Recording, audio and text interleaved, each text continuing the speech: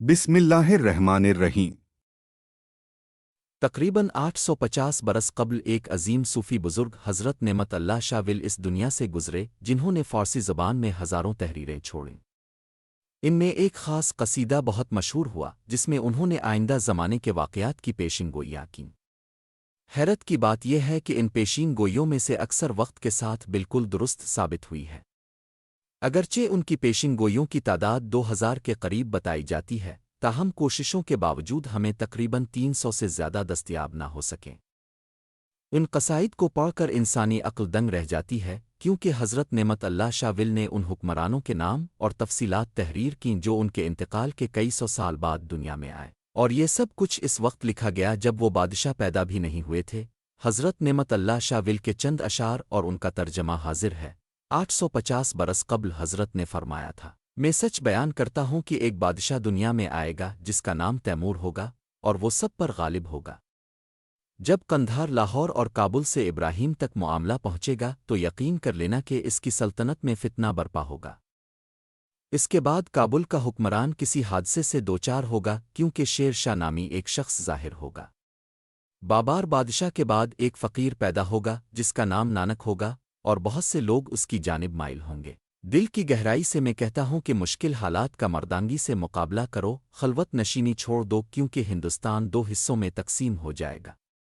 खूनरेज़ी होगी, शोर और फितना हदों को पार करेगा। मुसलमान हिंदुओं के जुल्म और सितम से बेघर हो जाएंगे और मुहाजिरीन की ज़िंदगी गुजारेंगे, जबकि मुसलमानों की इज़्ज़त और वक़ार को शदीद नुकसान पहुँचेगा।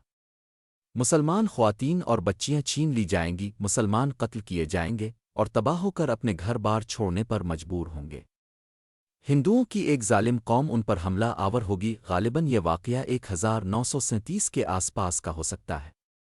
मुसलमानों की जान और माल की कोई कीमत नहीं रहेगी और उनका खून बहाना मामूल बन जाएगा। पंजाब के इलाकों से कुफार पसपा हो जाएंगे और मुसलमान उनकी जायदादों पर काबिज होंगे। अफ़गान कौम अल्लाह ताला के ख़ास फ़ज़ल से बावकार अक़वाम की तरह खड़ी होगी और गैर मामूली जुरत के साथ लड़ेगी।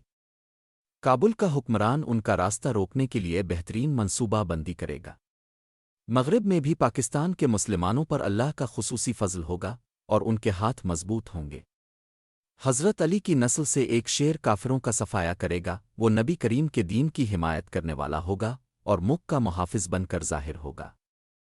पहाड़ों और जंगलात से लोग निकलकर सैलाब की मानिंद हर समत फैल जाएंगे। अचानक अहले ईमान के खिलाफ झूठ पर मबनी शोर उठेगा, मगर मुसलमान बहादुरी से काफिरों के खिलाफ जंग करेंगे। चित्राल, नांगा पर्वत, चीन, गिलगित और तब्बत का इलाका मैदान जंग में तब्दील हो जाएगा।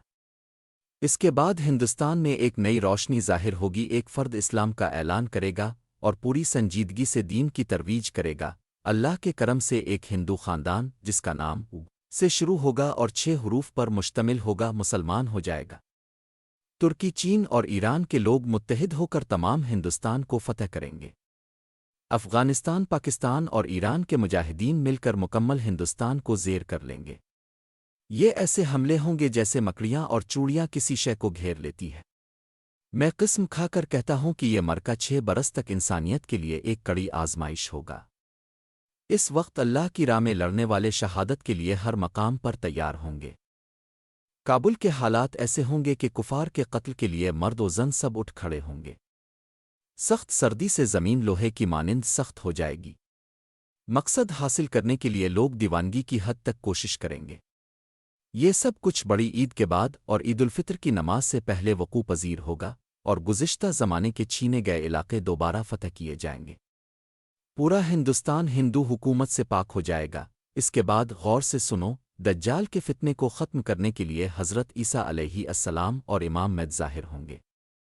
फिर हज़रत नेमत अल्लाह शाह विल खुद से कहते हैं, ए नेमत अल्लाह शाह, खामोश हो जा, रब के राज अफ़शा ना कर। मैं 5048 हिजरी में ये बातें बयान कर रहा हूँ।